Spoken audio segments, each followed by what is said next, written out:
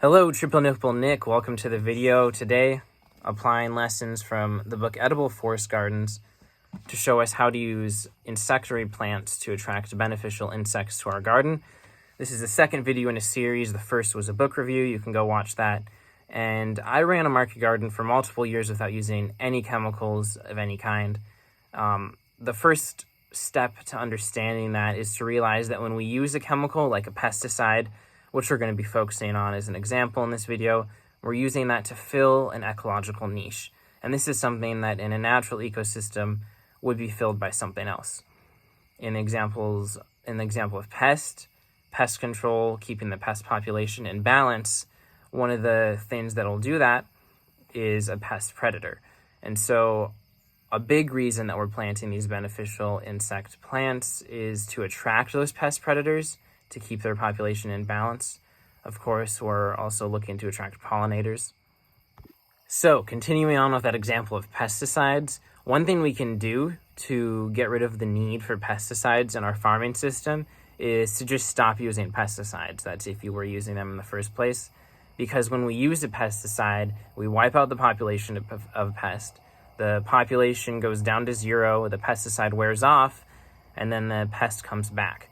And because the pest predator populations follows in a delay, it never has a chance to come into balance with the prey. So as the pests are coming back, the predators are finally starting to get a food source, and then you completely wipe out their food source. So one key is just not using pesticides. And if you see a crazy pest problem, just waiting will generally make it go down. But we kind of want to get ahead of this and always have these predators in the area. And so in addition to allowing them to have their food, we want to provide them habitat and attract them. And so take the example of a parasitoid wasp. This is a wasp that will lay its egg in a lot of worms, like a cabbage worm or a European corn borer. What we want to do is plant the flowers that attract this wasp so that it'll eat their nectar and then go and eat our pests. So, getting into the heart of the video, what we want to do is have these beneficial insect plants flowering at any given time of the year.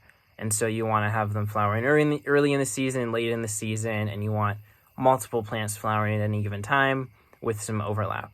And not only that, there are three general categories in this book, in the charts, that show you need a generalist attracting plant, and these are flowers that are kind of going to feed a wide variety of beneficial insects. And then there are specialist flowers, and these are small little clusters of flowers that fit into the mouths of, for example, those parasitoid wasps, so that they can fit them. And then in the same vein, we've got these flowers with really long tubes that will attract hummingbirds. And so those are the three general categories, and you want to have probably a couple of each of those categories flowering at any given time. And so just taking maybe 4 chunks of the season and then those 3 different kinds, that's 12 different plants. But really you want to have multiple filling each of those categories. And so let's say 3, now you've got 36 plants. And a big key is that you're going to want a lot of biodiversity with these flowers. And that's just one reason. But it's not just that you want to find 100 different types of native wildflowers or ones that are at least not invasive. You want to ensure that you at least have a couple filling each of those niches.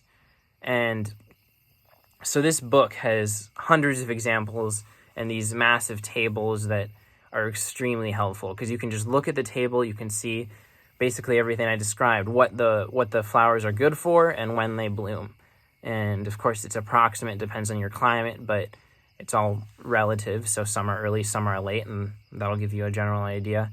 So that's one thing that this book is extremely helpful for. I'm not going to show you the tables. You should go buy the book.